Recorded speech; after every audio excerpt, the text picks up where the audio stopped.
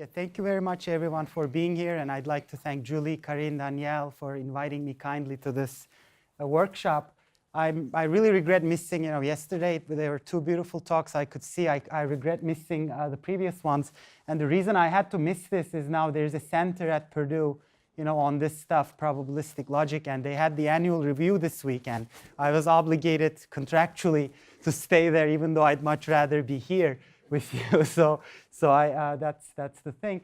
So I'll try to keep it. Karin tells me we have to be on time, but it's a generous 1 hour, so I'll try to make it, make you understand. I'll hope it'll be worth your time, and it'll connect to Tara's talk from yesterday and Alice's talk also. So I hope it'll make sense. So before I forget, these are my wonderful collaborators. I work with Professor Supriyo Datta at Purdue, some experimental work with Professor Chen, and anyone who is listed is from Purdue. And there are a couple of papers on this. There's a review one for you. I mean, this is recent. You can see a bigger view picture. There's one with a fake link, which will be up on archive in a couple of days now. I'm about to post this, but that's this provocative, quantum annealing with p-bits, and I'll tell you all about it. And then, the PhysRevX gives you, again, an overview of what we're doing. So, OK, so let me get started by first talking about, what's a p-bit? How do you define one? So we're all familiar with the concept of a bit, and most, if not all, of our electronics is based on the concept of a bit. And a bit is always deterministic. It's 0 or 1. And it is a foundation of digital circuits. And the most common embodiment, I guess, is the CMOS transistor, where you represent the bit in terms of a charge on a capacitor. And another way that this audience is much more familiar with, of course, is the use of stable magnets, where you have a nice barrier, and you are either in 0 or 180, and those are your information processing bits. Now, on the other extreme, you have what's called a qubit, and that is usually based on the spin of an electron. That is one way of representing a qubit, and people visualize this sometimes. I mean, it's a spinor, but you can visualize this as a vector pointing somewhere in the unit sphere, and through a lot of creativity and imagination, people have found ways of rotating or manipulating that object for it to be useful for a computation. That's not very obvious. But the thing is, a qubit is a superposition of 0 and 1. It is not, not 0 nor 1. And it is very delicate. It's very easy to destroy it, so it requires very small temperatures and well-controlled environments to realize. And that's the basis of these quantum circuits and quantum computers. And I'd like to argue there's something in between, and which is the p-bit, or the probabilistic bit. And the p-bit is classical, nothing quantum about it, but it is probabilistic, so it is not fully classical either. And it is stochastic, always 0 or 1, but with a given probability. But it has that digital flavor Tara was talking about yesterday. It's not. I don't think of it as an analog entity. It's really binary at all times. And similarly, just like with qubits, you can do Q circuits and Q computers. You can do the same. I'll show you with probabilistic bits. And here is one experimental plot. You can see how the magnet has that flavor. This is an anomalous Hall measurement of a single magnet that is in the superparamagnetic regime. This is an experiment done by collaborators at Purdue, and you can see that it has that binary flavor that Alice was also showing plots like this yesterday based on MTJs. This happens to be a single magnet. That just gives you a visual of what we mean. And here now, most of you probably have heard or seen this paper. Maybe many of you read it. And this is this article from Feynman, 82, Simulating Physics with Computers, I believe, is the title. And that paper is usually credited by kickstarting the field of quantum computing. And Feynman there makes the point that if you really want to simulate quantum mechanics, it's good to use quantum mechanical objects because they fit naturally. What is less well known is he actually talks about a probabilistic computer before he makes the point for the quantum computer in that paper itself. And there his point is very similar. If you have a classical many-body problem, probabilistic problem, makes sense to use a probabilistic computer. So that is a less well-known aspect of that very famous paper, but it's really all there. And we are really inspired by that. And in this talk, I'll try to make that connection a little bit stronger, the relationship between a p-bit and a qubit. So before I get lost in the details, let me give you a big overview of what are the applications that we're thinking about using these p circuits. And two main things that I'll be touching on is this. One of them will be this quantum computing inspired problems, as I'll explain. And then the other is more towards what you've been hearing in this workshop, machine learning inspired problems. And that will be, I put that to the end in case we run out of time. But this is also an interesting thing that might be interesting and novel. So one thing that I'll explain is this, some sort of a generalization of Boolean logic, and we call it invertible logic. And this is not, I don't know if Professor Porod is in the audience, this is not reversible logic. But that's a completely different thing. This is what we call invertible logic. And what that means is you'll make, just like in CMOS, you make a digital adder. And that adder, I'll show you, if you make it out of p circuits, that acts as a subtractor at the same time. And more intriguingly, if you make a multiplier, you can show that it works as a divider or a factorizer at the same time. And that's what we really mean by this invertibility. And then next is this, you can do combinatorial optimization, for example, like the famous traveling salesman problem with p-bits. And I think this is also in the category of quantum computing inspired, because a lot of work has gone into solving problems of this type using these quantum computers. And then finally, I'll talk about this quantum circuits emulated with p-bits. I won't go into what this means right now, but what I'd really be showing you is you can have a qubit array that can be represented by a p-bit array under certain conditions in exact form. And the basic idea will be having a number of replicas that are interconnected in the y-axis that will be an exact representation of that qubit network. And yeah, as I said, the second big application area is machine learning inspired. And this is in the category of inherently classical objects. So in quantum, you really need to do special things to represent a qubit with p-bit by p-bit. But in the case of machine learning, there are these naturally probabilistic systems like Bayesian networks. And those I'll argue that the p-bit being a naturally probabilistic object will become a natural hardware for problems like that. And also DBNs have the flavor of a stochastic binary neuron. So I'll show you how one can do inference networks in hardware that can potentially save some energy in these very commonly used popular networks now. Okay, so here is a rough outline of how I'm planning this. I'll first talk about a complete concrete mapping for what I call a p-bit. We'll first define it mathematically, and then we'll try to find a good hardware for that. And then I'll walk you through these two examples, two branches, the quantum computing inspired and machine learning inspired problems. And I'll try to make those vague definitions a little bit more concrete again. Okay. So the first point to note is, if you're familiar with machine learning, the first point is p-bit is really defined. We're defining it as a binary stochastic neuron. So it is always binary because it is always +1 or -1. And it is stochastic.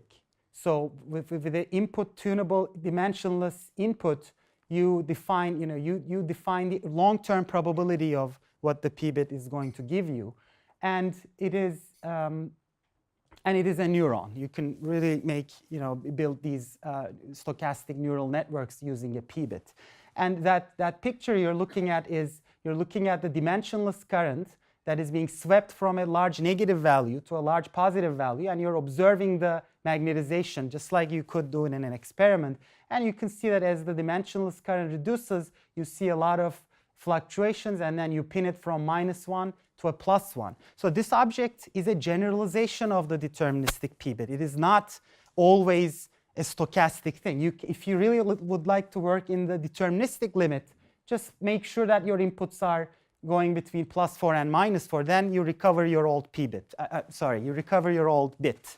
So it is not always stochastic, and this is important because at the end of a very complicated computation, you will want to put it in some safe place and keep it there. This idea, I think, is important.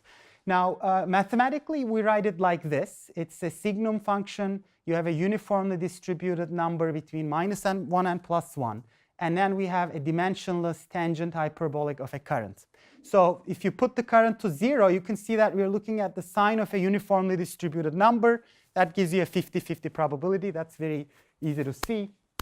And then you can see that this is going to be always between +1 and -1. So it'll shift the distribution to the right or to the left. That's basically what you're seeing here, the blue trace. And you can see from here that if you take an average of this quantity, then you recover basically the hyperbolic tangent.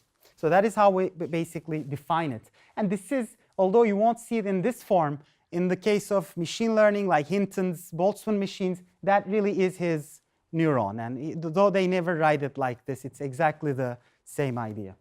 And the second thing you need for this dynamical system to work, of course, the interconnection. And that's where all the physics is. Because the input that comes in and defines what a single neuron is going to do is calculated by a linear combination of all the other neurons. And the Jij that you see here really has all the physics. Depending on your problem, the Jij will change. And in machine learning, of course, you spend all your time trying to find the right Jij so that you know how to build this neural network. And we have a bias term here that could have been subsumed here. But the point I'd like to make here is, and I'm sure many of you are very familiar with this, this is a linear synapse. And it is possible to envision nonlinear synapses also, and I'll talk about what that means later in the talk. But for the moment, these are the two equations. So as far as the software is concerned, this is it really. You can take these equations and do whatever you want with them. Find the J or make inference, design different circuits. But if you want to make a hardware p-bit, there are really hardware-specific issues. And the first one is that if you want to make this a device, it needs to be 3-terminal, just like a transistor. It can't be an object that is just that has an I and M. You really need a VDD and a ground, and you really need to put some gain in this because it's going to drive a synapse, and then it's going to be driven by the other neuron. So it needs a gain and isolation. So it should really be a transistor-like building block. That's number one as far as the hardware is concerned. Number two is there's a subtle point about these equations. If I give you a Jij and if I give you this 1 and 2, you really need to know something more to iterate this system. And that is, in general, you need to update these p-bits one by one. And so what that means is you can't just parallelize this. Have a big J matrix, have a big M vector, get a full I sub I, and then update all your MIs at the same time. And this is a very subtle point. Unless you're doing something like a restricted Boltzmann machine, in which case you restrict the network topology. In general, these really need to be updated sequentially. And in software, this is something big, because what I'm really saying is you need a for loop rather than a parallel thing. So it's going to inherently slow down your system. And one of the advantages of going to something like an RBM, a restricted Boltzmann machine. If you don't know what this is, don't worry about it. But one of the advantages of RBM is that it allows you to update certain layers of networks in parallel because they are not connected. But if they're connected, you update them one by one. And in hardware, what happens is if you run this circuit asynchronously, then the updating of this sequential updating comes for free. And that's a very big advantage of taking these into hardware. And the reason is this is a Poisson process, as Elise was talking about yesterday, and nothing flips at the same time if you have a Poisson process. In software, of course, you really need a for loop. In hardware, you can just let them go, and they will naturally update one after the other anyway. And that's exactly what happens. We see that in the lab. OK, so And the final thing is, in software, you don't care about, there is no such thing, I mean, there is no time constant associated with these quantities. But in hardware, what you really need to make sure is the speed of equation 2 is faster than speed of the rate at which your p-bit is fluctuating. Because if your equation 2 is slow, and by the time you communicate this information to other p-bits, everybody has changed their minds, then of course intuitively you understand that it doesn't go anywhere. It's really, once I calculate these currents, I really need to take it back to the neurons so that they can properly converge. Okay, so the point of all of this is, I mean, it's very, a lot of points here, but there is a need for hardware p-bit. If you want to, do something with it, you need these on the lab with you, because there are all these subtle points that will affect an ultimate hardware implementation. And I'll talk about that later. So now let's talk about how a magnet can be a natural, how a low barrier magnet can be a natural p-bit. And this will follow a lot of the things that was discussed yesterday, nicely explained. So imagine you have a ferromagnet that is only, let's say, perpendicular anisotropy. So you have, a basic energy function that separates an up state from a down state. And let's say that you put a nice 40 kT barrier in between those two states. And usually the argument goes as an Arrhenius or an exponential type law that says if you have a delta of 40 kT, the retention time of that state is going to be a constant number that is material dependent, this attempt time, times that exponential delta over kT. And this number is typically somewhere around a picosecond or a nanosecond. But by putting a 40 or 60 to the exponential, you basically make it irrelevant. You don't care if it's a picosecond or a nanosecond, because e to the 40 takes you to some number of years. And if 40 is not enough, you go to 60. So normally, you don't worry about that. So your fridge magnet will retain its state for the next 10, 15 years for the foreseeable future. However, if you think about it from a Boltzmann perspective, from a truly long time average, if you looked at that magnet in a period of, let's say, 200 years, you would really see that it is symmetric around -1 and +1. If you plotted the probability and made it and put it in a bin and took an average of, let's say, 1,000 years, yeah, it would really look like this, because that energy is really not distinguishing any of those states. And this is a point that we like to forget. And practically, of course, it doesn't make any sense to think in these terms. But if you reduce that barrier, then you really need to remember that the barrier was always symmetric to begin with. It's just that we weren't measuring it at the right time scales. So if you go to a barrier of a kT, then of course you're now comparable with the thermal noise of the system. So then you're going to see this fluctuation. And even if you don't do anything, and this still amazes me about this simple object, that you have a resistance or you have an object that is just going up and down when, at room temperature, you're not doing anything to it. It's a very interesting thing, in my opinion. But there is, when you really reduce this to a kT, this picture isn't quite right. And that might be bothering you if you're a magnetician, because then there is really no concept of an up and down anymore, because up and down is cleanly defined when you have well-separated barriers, right? So if you looked at the distribution of this, you see something like this. Yes, you are more frequently +1 or -1, but you're really all over the place when the barrier is not 15 kT or 10 kT. And that's expected, I guess, intuitive. But of course, we'd like to retain that digital flavor. I really like this to be a +1 or a -1. And I'll show you how that works in a second. And this isn't really good, because then it looks too analogish. Okay, so if you all, of course, this audience is familiar with the MTJs. And just a quick reminder that if you have this free layer and a fixed layer, if they're parallel, you get a small resistance. If they're anti-parallel, you get a high resistance. And if you take an object like this and put it to the free layer, you see, then that resistance is going to track this distribution. And you see, it looks a little bit more analog than the stuff that the experimental results we saw yesterday, or even the first result that I showed. Yeah, because now your MTJ is basically tracking this roughly continuous magnetization. Please. at what energy barrier you start to have like really significant behavior? Yeah, that's a great point. I think 10, 15 KT, you're still roughly binary. So anything below that starts looking not so clear anymore. This is sort of an extreme example. By the way, I took out the y-axis here so you can't see the values, like whether there's a significant difference between this and that top and that valley. But this is an extreme example. Really, it's KT. But my understanding is maybe 10, 15 KT.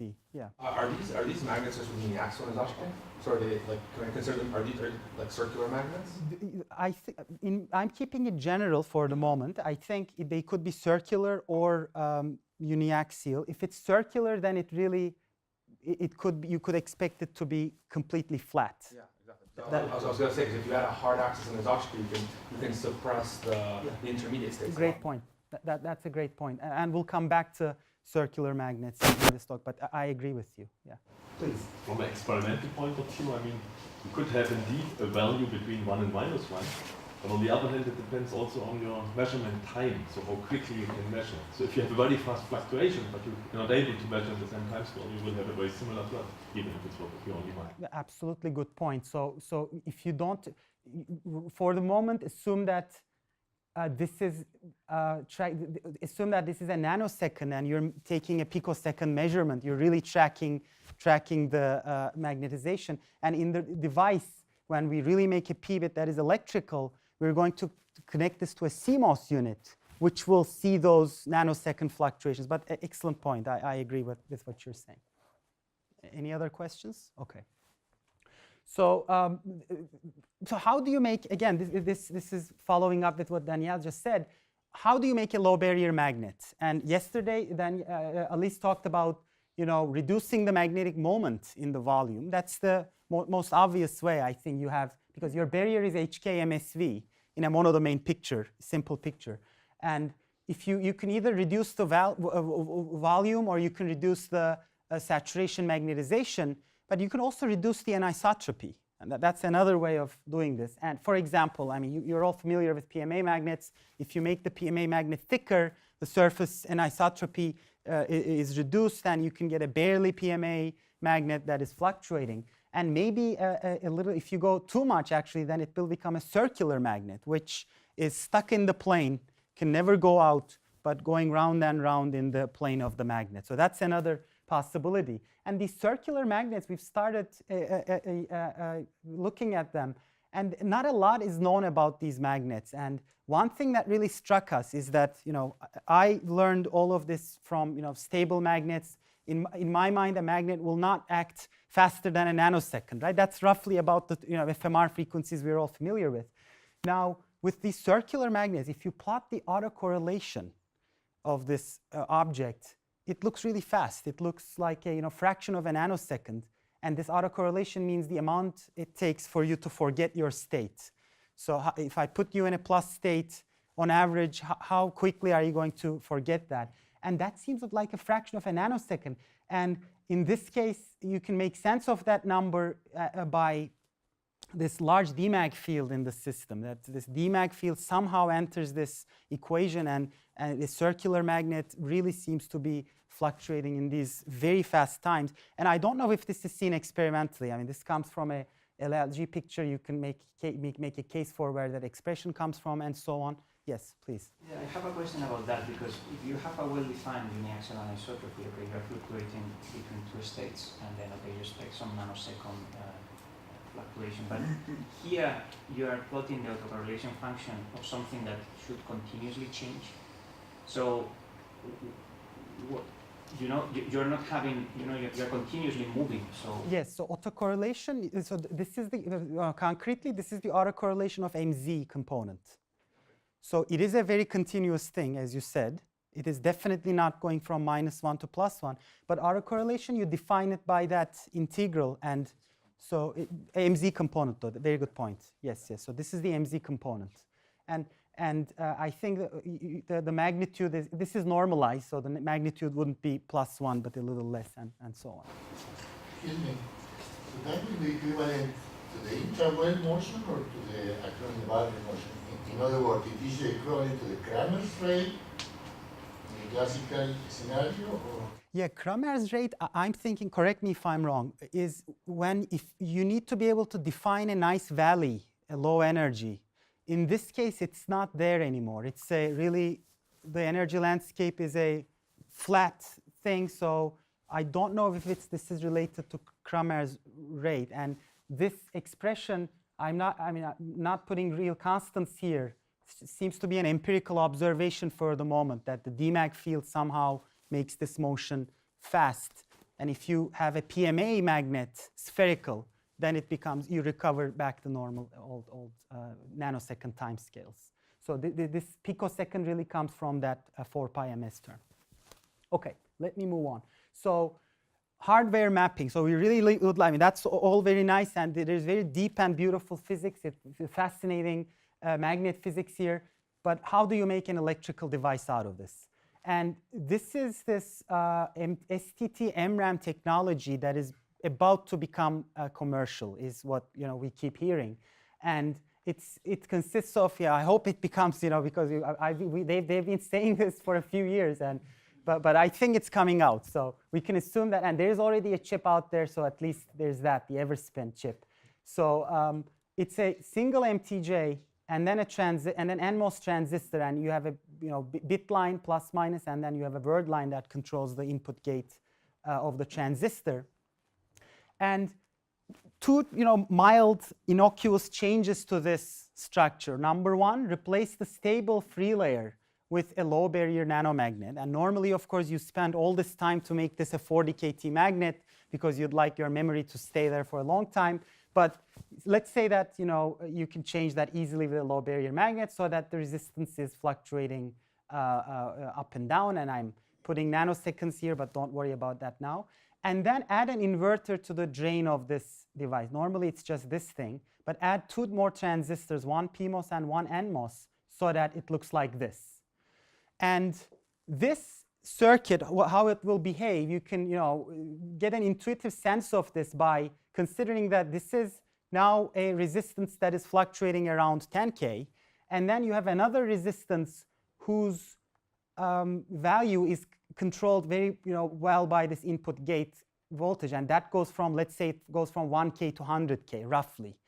And in that case, you can see that if the NMOS transistor is matched to that of the MTJ, then the output voltage here is going to fluctuate. You're going to see large fluctuations there. And the inverter is going to threshold it to recover this nice plus VDD and minus VDD. And you can make the MTJ irrelevant by basically making the transistor either too small in terms of resistance, because then you really short the output to VDD half, or you can make it irrelevant again by making it 100K and basically making this an open circuit.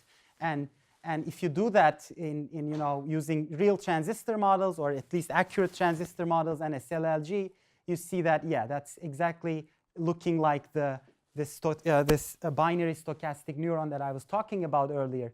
And it's approximately signum, because you can see it doesn't always go rail to rail.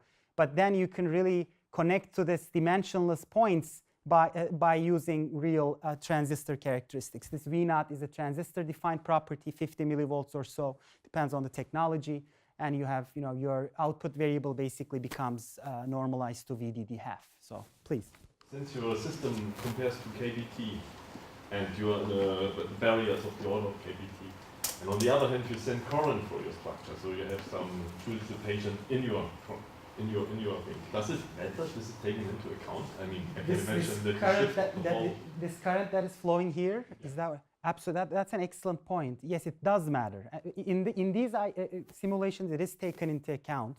And one of the good things about the circular magnets is it's very hard to pin them with spin current. That's another fortunate thing about the circular magnet. But if you do with PMA, then you have to worry about this current not pinning you at the middle, because then your fluctuation is gone. And that's a very good point. So you may have to be, there are design tricks to work around that.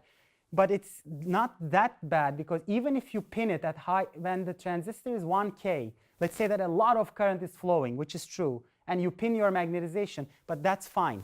because the output at that limit is VDD anyway. But this is a very subtle point, and again, one fortunate thing about the circular magnet is that HD enters in the pinning term as well. So it takes a substantial current to pin a circular magnet. But I agree, these are all real problems that you worry about in the lab. So that's the neuron. So I mean, and again, the basic point is by innocuous changes. The takeaway here is by innocuous changes to this. I call it innocuous, but it may not be. But at least by slight changes to this structure, you can get a stochastic neuron, approximate binary stochastic neuron. That's the point I'm trying to make. Now, possibilities for hardware synapse. We have great expertise right here in this room, so I'm not going to talk too much about it. That's the linear synapse, and you can use everything from memristor crossbars or the AFMs that the emerging devices that Shunsuke Fukami talks about. Or we've looked at these floating gate MOS structures. So we've talked about, looked at these capacitive synapses. I don't know how scalable or realistic these things are, but this came from a professor in Tohoku, before memristors, before all this nano device revolution. He envisioned making a neuron out of a MOS circuit and a deterministic neuron at that time. And he, in fact, wanted to integrate the synapse right there on top of the transistor using this floating gate technology. And then there have been a lot of experiments. So this is a real thing. It can happen that you can do this weighted sum in some form and make a neuron out of it. And we've looked into that too. But once again, I don't know enough about the technology, whether this is really scalable or not at this point.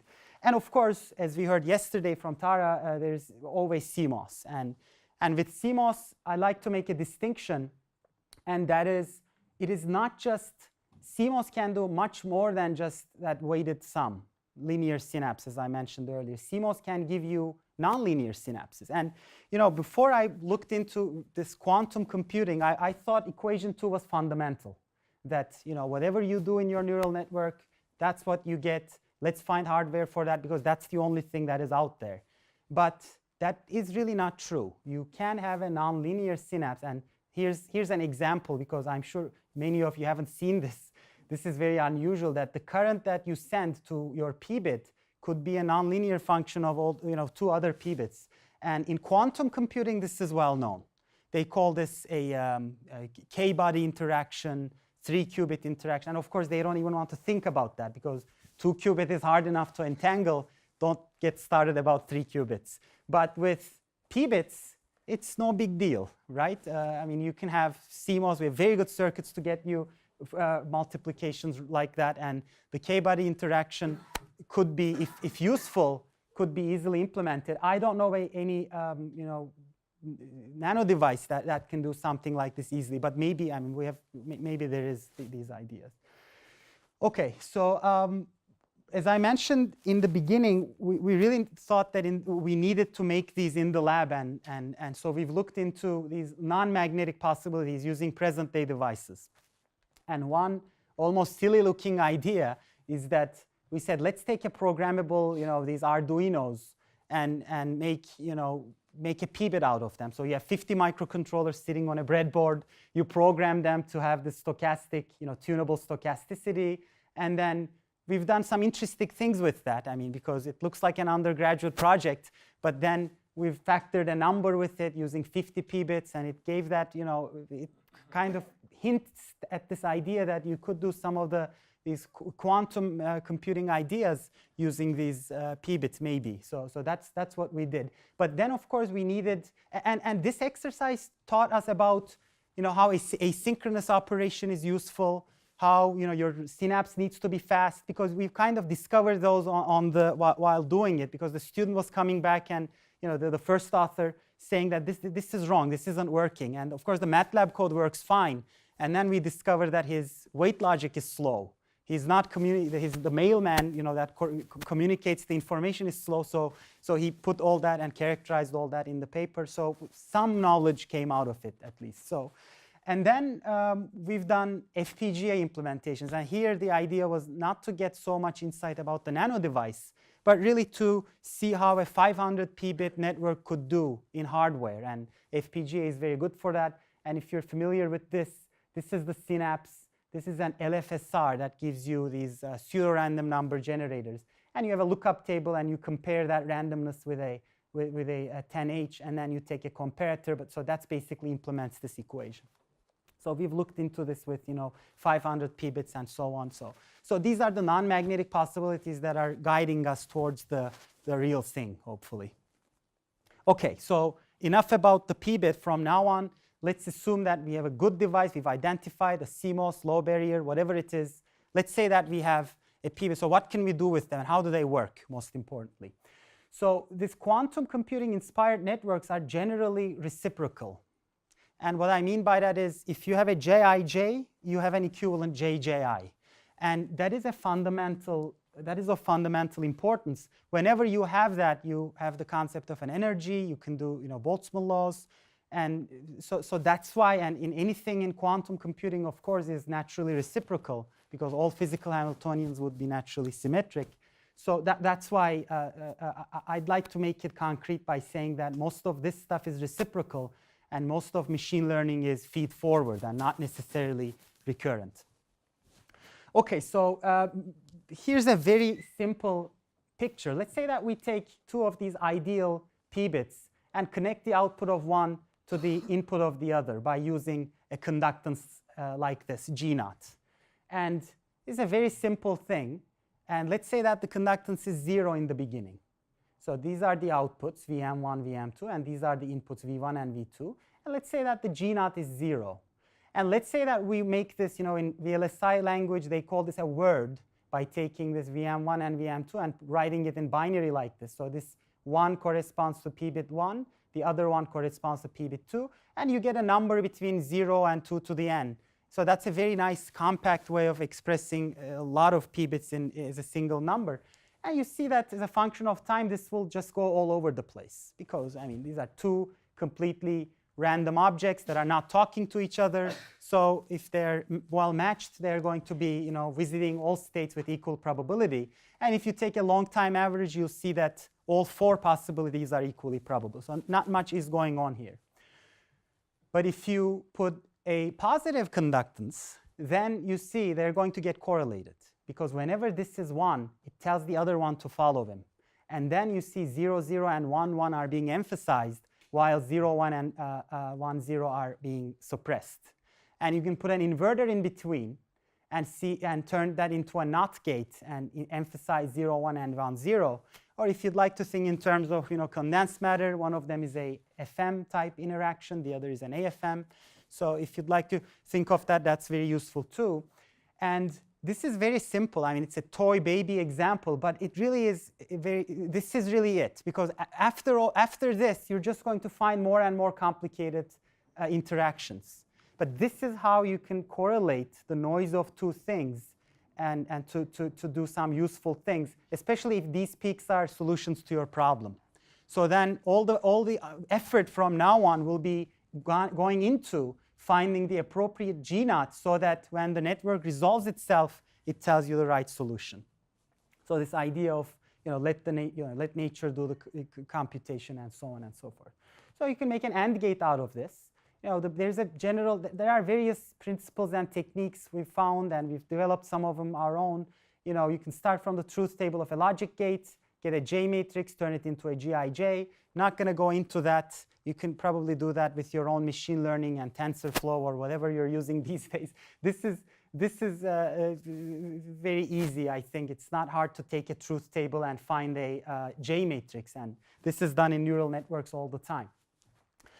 And let's do the similar experiment that this is now a real circuit with those conductances and inverters. It's really a full device with running LLGs and all that. We've done that. And if similar experiment, but now, of course, the size of the problem got bigger because now we had 3 p-bits and 2 to the 3, 8 possibilities. And as a function of time, if they're uncorrelated, they're again all over the place, visiting all states with equal probability. And if you took a long time average, you see all of them are coming with equal probability. OK, so far, so good.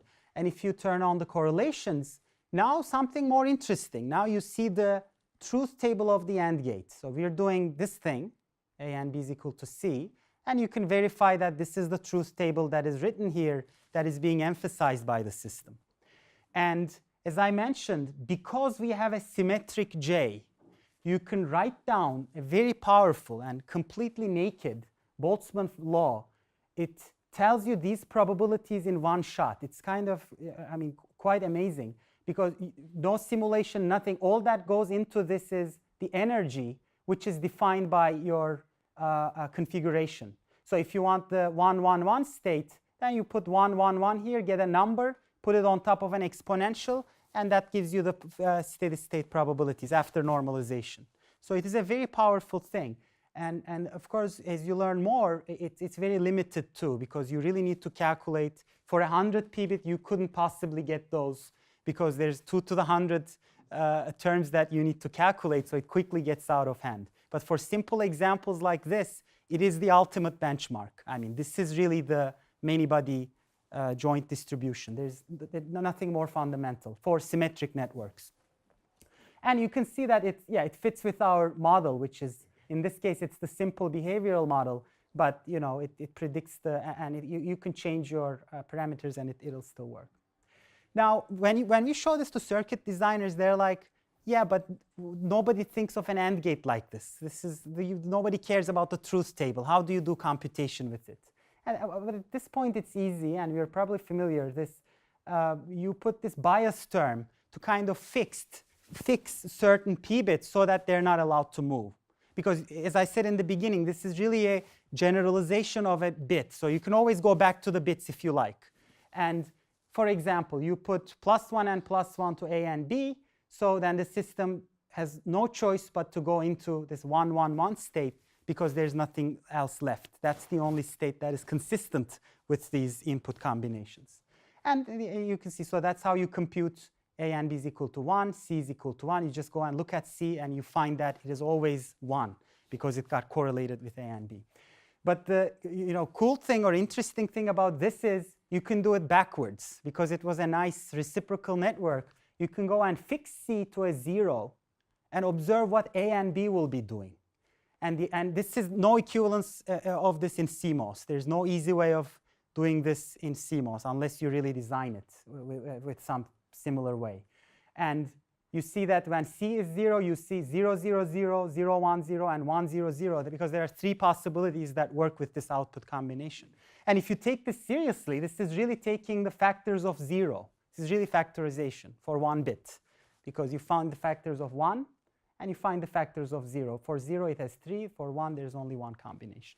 And yeah, we took this idea seriously and made a digital multiplier, like Tara showed yesterday. And this is nothing, I mean, nothing complicated. This is just bitwise multiplication. And then we have a bunch of adders. This is how we add on pen and paper, right? We do the bitwise multiplication, and then we add them. So this is really doing that. These are some invertible Boolean gates that do that kind of computation. And of course, this works as a multiplier. But the more interesting thing is when you fix the output to some value like 6, and then you see that the inputs go from 2 and 3. And this is done, I think, by a SPICE simulation that this is using our MTJ-based p-bit. As you can see from the noise, it's not always perfectly always digitized. And the time axis is real seconds here. You can see the factors of 6 jumping between 2 and 3 as a function of time. And we don't know if this idea scales, though. I mean, let me be upfront about it, that we couldn't factor very large numbers using this idea. And there's this deterministic computation paradigm. Max DeVenter, I think, was here a couple of days ago.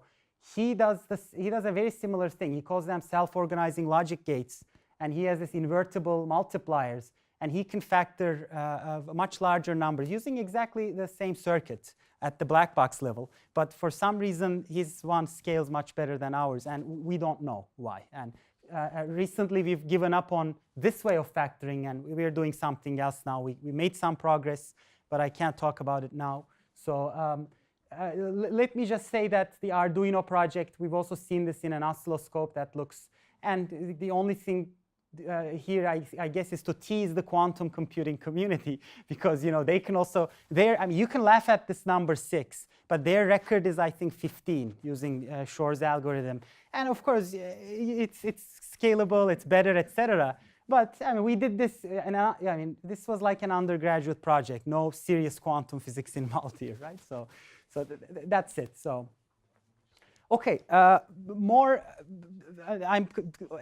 coming to, and I think I'm on time. So more traditional, these combinatorial optimization problems, these traditionally very difficult MP-complete problems. And one example is this, I'm sure you've heard this before, this TSP problem, the traveling salesman. And let's say that you're visiting Istanbul and you're going to, you'd like to visit, see 100 landmarks in Turkey for whatever reason and come back to Istanbul at the end of your trip and leave. So what is the most efficient way of doing that? What is the shortest path that you should take to make this trip economical?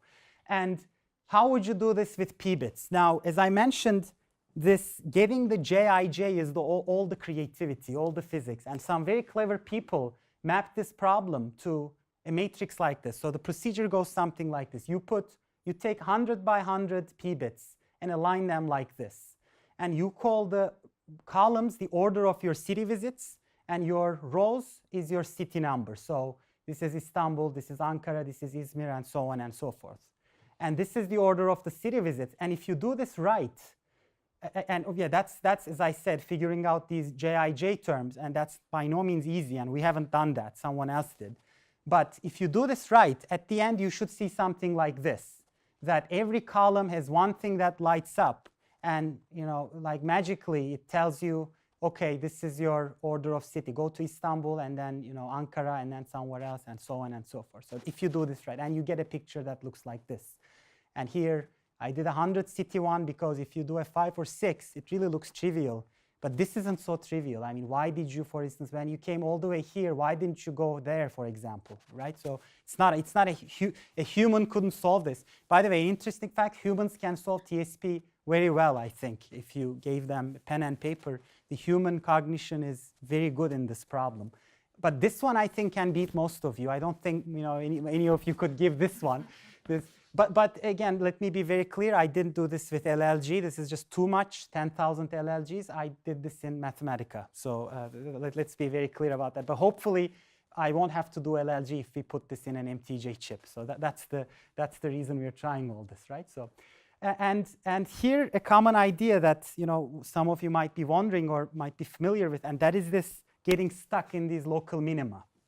Because if you do this with p-bits, and don't do anything, just like you take a liquid crystal and cool it down, just like you'll see a lot of defects if you do that, same principle applies here. You don't get the ground state immediately, so you really need to do something like that is called annealing. You start from a high temperature and slowly cool it down, and hopefully that will get you to the energy minimum. And the cool thing or the intriguing thing that if you do these with electrical devices is that can be done electrically. Okay, no real temperature. This is now an electrical current or voltage that you're tuning, and then you guide your system into the global minimum. And general problems that whenever I talk to Giovanni, he says, you have this sparsity problem. Your synapse is too dense. This is not. They're going to be too crowded, and so that is true. So we really need sparse and quantized values for these J matrices so that we can put these on chip. And then if we can make those magnets as fast as we can, and I'm not saying this is known, then we can search the phase space very quickly, because anytime you make a random jump, you're really looking at a different path in your problem. So that useless thing becomes something very valuable all of a sudden. Okay, so then let me say a few words on quick question, how do you constrain it so that you only have 100 of p-bits active, or 4 in that picture? Right, that's an excellent point. So you're asking, for example, why I'm not having, how am I constraining it so that there are not 2 things that light up here, something like that? Or 5 of them. Right, so the energy function, if you look at it, it punishes 2 things to light up at the same time. So whenever something like that tends to happen, let's say you get 1 and 2 here, so it's not clear, the energy cost is very big. And that goes into all the creativity that is needed to write down something like this, which we weren't involved. I mean, that was known. So, sorry, it's related with the question I asked yesterday. So what you're doing here is a type of Monte Carlo approach, right? Yeah, you could call it a Monte Carlo approach, yes. In software, they call it Monte Carlo, but now here it's really, the random numbers are coming from the thermal noise, and you don't have a software bit, but it's really a physical device. Like every one of them is a real device that is interconnected. But I agree in spirit. Same idea. So same problems associated with that, fundamental problems, you'll probably see them here. And getting stuck in minima is one such problem. So let me say a few words on this qubit to p-bit connection. And before, a lot of you start revolting and rebelling, this only works for a class of quantum circuits, okay? So don't worry, it's not like, I'm not saying anything too crazy here. This is all very well known. It only works in a limited case. And this optimization in quantum is usually done by this system, and this is the fruit fly of all quantum annealers. So it's called this transverse Ising-Hamiltonian, and it looks deceptively similar to the previous, our Ising-Hamiltonian with our linear synapses. And then they have this quantum term that is this magnetic field that you can turn up or turn down. And if you have a large x-directed magnetic field, all your qubits are aligned in the x direction. And what you do is you do this at a very low temperature, and so that all the spins are aligned in the x direction when you put a lot of magnetic field, and you slowly remove the magnetic field. And there's this mathematical theorem in quantum theory, this adiabatic theorem that says that if you're in the ground state and if you change your Hamiltonian slowly, you'll always stay at your ground state. Now, in the beginning, when there's a large x-directed magnetic field, the ground state is trivial. I mean, it's just everybody is aligned with the magnetic field. But you remove the magnetic field, and you find a very non-trivial ground state of that Ising-Hamiltonian, like the TSP problem, for example. So once you remove it, you really recover our old friend, the old Ising-Hamiltonian, classical one. But this is the quantum term that allows you to do this annealing. So no temperature change here. This is really quantum annealing. And people will argue that, okay, because this is quantum, it'll allow you to tunnel out of minima and so on and so forth. I'm not going to go into any of that. It's a very debated field. All I'm going to show you is that that Hamiltonian, you can get it exactly with a p-bit array. That's all I'm going to say. And then you can make up your own mind on whether quantum annealing has anything to offer or not. That's something we're trying to avoid here. And the idea works something like this. You take an n by n array of quantum bits, and you put them into these replicas. So from 1, 2, 3 to n. And these ones are always nearest neighbor coupled. Okay, for example, this guy only sees that guy and only sees only sees something below. So the replica connection is always nearest neighbor. And if you like, you can make the transverse connections also nearest neighbor, like done in most Ising-Hamiltonians. And in the limit that this replica goes to infinity, this becomes a mathematical identity. It's really the same thing. It's really exact. But in practice, we see that even 10, 20, 50 replicas gets you to indistinguishably looking results, as I'll show you. But the limit is really that you have this n goes to infinity. So a d-dimensional quantum network becomes a d plus 1 dimensional classical network. And the d plus 1 comes from this replica idea. And this is in the field, I mean, this is something that has been very well known for a long time. This is called the Trotter-Suzuki decomposition. Maybe some of you already know this. And it is efficient only for stochastic Hamiltonians, and that's not a typo. The field kind of came up with this term, stochastic and quantum, which means that these Monte Carlo methods that you mentioned are applicable to these quantum systems. So another name for this idea is the sign problem. So it only works for certain systems, not everything. So it's not going to be a universal quantum computer if we do it this way. But remember, D-Wave, for example, I'm sure you've heard of it. They use that Hamiltonian. They really solve this. And this happens to be a stochastic one. So this happens to be one that can be done with p-bits. So I think there's great promise here if you do these with the STT-MRAM technology with thousands and thousands of MTJs, then you can get to thousands of qubits, no temperature problems. Okay, you have to worry about the synapse, as Giovanni always says to me in our private conversations. But that's really it. And how do I convince you that this is really true? And how do we convince ourselves? Let me just show you. And first thing is you need a benchmark here. And that is this exact solution, the so-called quote-unquote quantum Boltzmann law.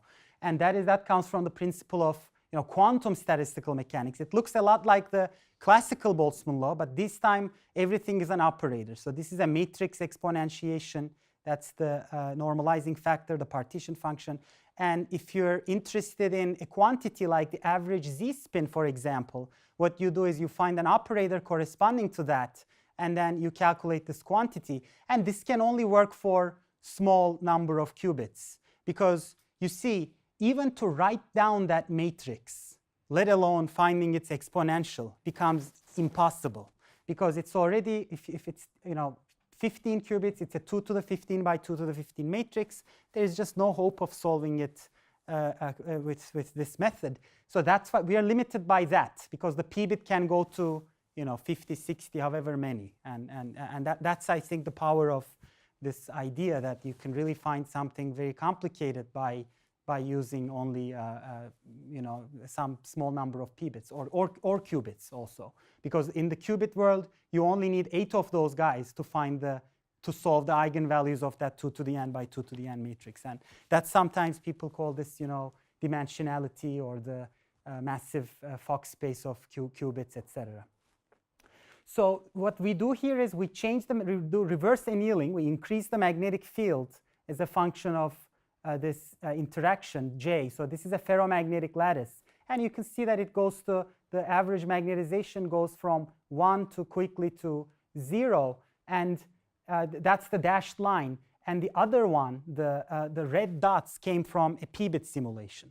And in this case, to get an exact match, to really convince ourselves that this is exact, we use 250 replicas. But usually you don't need that many.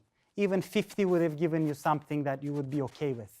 And that's the classical Hamiltonian. And you can see that, yeah, by the way, let me mention one thing. Each dot corresponds a single time out of a p-bit simulation. But because it is stochastic, you need some sort of ensemble averaging to make it a meaningful quantity. And 250 of them, here I think we averaged 100 of them. And that corresponded very nicely. Those are the green triangles. That corresponded very nicely on top of the exact solution. And we can't plot it. I mean, I didn't plot it here, but if you looked at the mx component, that you would have seen starts from 0 and goes to 1, because everything starts aligning in the x direction. So one thing that, okay, so the averages match, but, oops, sorry about that. The averages match, but what about the correlations? Because that's a big point in the quantum world, that they talk about the correlation. And here, what we did is we've looked at states like all ups, and we called that the 256 states. So, and this is all down, so that's like down, down, down, down, down. All of them are down, that's 0. And all of them are up, that's 256. And there are two things here. It's hard to judge from, if you're looking from afar, but they really match the correlations of the qubit and the p-bit. They really seem to be matching at the full joint distribution function. So because this is all the information there is in that system. And there's nothing, because from this histogram, you can also generate other averages, other moments, etc. So this is showing us that there is a very nice faithful mapping between the quantum problem and the classical one. Okay, so let me zip through my last 2 slides. Inherently probabilistic circuits. In the case of quantum, we needed to do something special, this replica idea. But many things in life are just probabilistic. And these Bayesian networks is one example. And we use an example of this genetic relatedness, where you have a family and you ask questions like, okay, you take half your genes from your mother, half your genes from your father.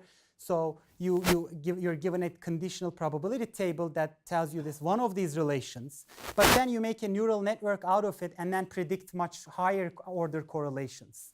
Like, for example, and you turn this in a p-bit network where you have a grandfather and a grandmother. Every node here becomes a p-bit, and it could be one of those MTJ-based p-bits that we talked about. And then you ask a question like, okay, how are these two siblings correlated? Because they are, they share a mother and a father.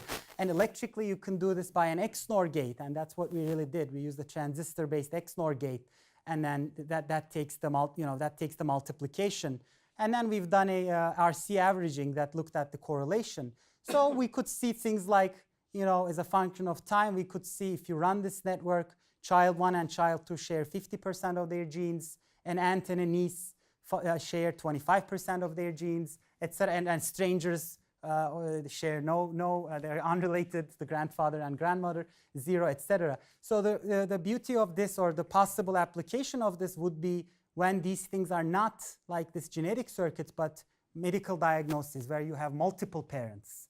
You have changing things, that something changes in the environment, you need a quick answer in terms of a complicated correlation. So that could be the natural application space for these types of problems.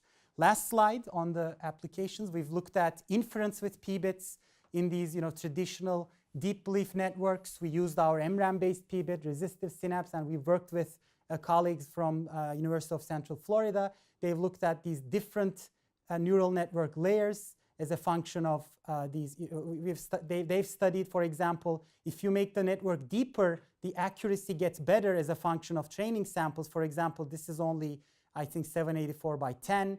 And they see that if you make it deeper and wider, error goes down, and so on and so forth. This is all very intuitive in this day of machine learning. But because they did it in SPICE and connected it to the device level metrics, they could predict things like if you had a bigger TMR, your error would have gone down this much. Or if you're okay with 5% error, you could save a lot of energy because just use this many layers and don't make it big, etc., etc. So, but the real point I'm trying to make, I guess, a larger point is if you really take a CMOS neuron, a digital CMOS neuron, and replace it with a small object like this, 1 MTJ and 3 transistors, that obviously saves a lot of area and possibly a lot of power. But as Alice mentioned yesterday, I mean, there are many ways of getting CMOS neurons, so I was reluctant to put any real numbers here. This is just a qualitative point that you can do a lot of useful things with these low barrier MTJs because they seem to be doing a complex function that CMOS doesn't naturally give you. So I talked about these p-bits as a p-computing, as a building block. I talked about this binary stochastic neuron, how the STT-MRAM could give you a natural mapping for this. We've discussed a couple of synapse options, and I gave you some examples on what could be done with these p-bits. Quantum computing and machine learning are the prime candidates. And I usually end by giving a reference to this very nice paper, The End of Moore's Law from 2016, Phil Wong and Tom Thais. And they advocate they kind of agree that the future involves some sort of CMOS, as I think most of you in this room would agree. But specific algorithms and specific applications could be targeted by these novel emerging devices and ideas, and quantum computing and machine learning are definitely what you're going to keep hearing more about them in the future. Thank you very much for your patience. Yes.